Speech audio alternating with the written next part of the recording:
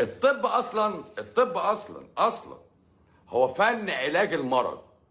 فن ايه؟ علاج المرض. هو اصلا الطب فن علاج المرض، والمرض هو الظاهر على الجسد من عرض. هو الاصل كده. يعني لما اروح اشتكي للدكتور اقول له انا عندي كحه ناشفه. عندي ايه؟ كحه ناشفه. انا عندي كحه ناشفه.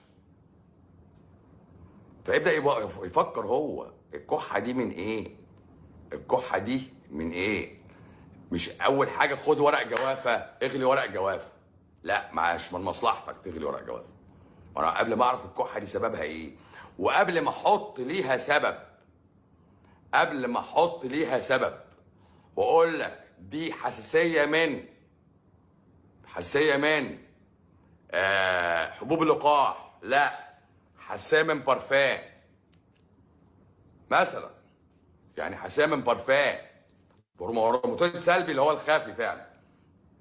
لا، دي حساسيه مش عارف من ايه. لا يا باشا، قبل ما تتكلم الكلام الهاكس ده، انا لو منعت ايه الكحه تروح. يعني لو منعت ايه الكحه اللي عندي تروح. هو ده يا باشا، ده الطب اسمه روت كوز اناليسيس. خلاص. يعني مثال اضرب لك مثال. اما يجي واحد عنده ضعف ابصار او انحسار في مجال الرؤيه، يعني اما هو عينيه ما بقاش يشوف كويس، او جاله انحسار في مجال الرؤيه، يعني ما بقاش يشوف الجنب ده او الجنب ده او الحته اللي في النص دي ما بيشوفهاش مثلا يعني. فمنطقي اعمله فحص قاع عين وقياس لضغط العين، او اعمل له رنين للمخ عشان اشوف هو عنده ضعف ترويه في الشبكيه مثلا او في العصب البصري، ولا عنده ورم في النخاميه وضاغط على العصب البصري. هي يبقى كده بفكر صح، ان هو يا شبكيته او ضغط عينه عالي فضعف الترويه بتاعت الحته دي، او هو عنده ورم في النخاميه ضاغط على العصب البصري في النص او العصب البصري اليمين او الشمال، فبالتالي حصل انحسار في مجال الرؤيه. هو اللي هو ايه بقى؟ اللي هو في حتت في مجال رؤيته ما بقاش يشوفها. يقول لك انا بقيت اشوف اللي في النص بس، او اللي في النص ما بشوفوش، او عندي نقط سوداء ما بشوفهاش خالص. ده اسمه انحسار في مجال الرؤيه. حلو، اللي هو الفيجوال سبيكترم. هو ما بقاش يشوف حتت، ما بيبقاش يشوفها، او بقى كان بيشوف بقت عينيه بتزغلل، ما بقاش يشوف كويس، او عنده غمامه على عينيه. ساعتها بقى افحص قاع عين، موافق، او اعمل له رنين على دماغه، مش الذبابه الحائره. انا ما قلتش الذبابه الحائره يا امير يا عز، ما تالفيش. فانا لما اعمل دول يبقى بدور في الحته الصح.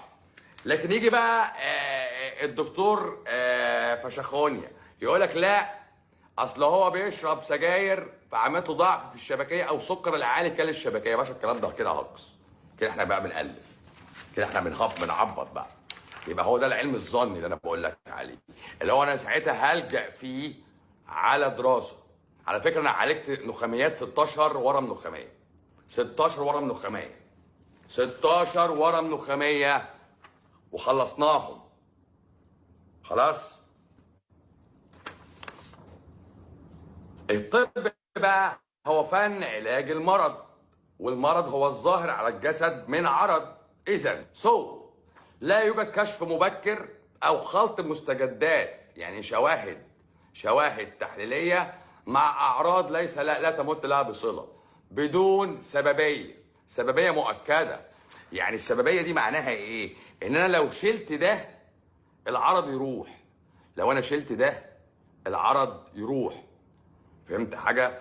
يعني انا لما قلت لك شيل الدقيق بطنك ترتاح، يبقى ده سبب قرحه معدتك وارتجاع المريء، وسبب القولون التقرحي والقولون العصبي والامساك المزمن.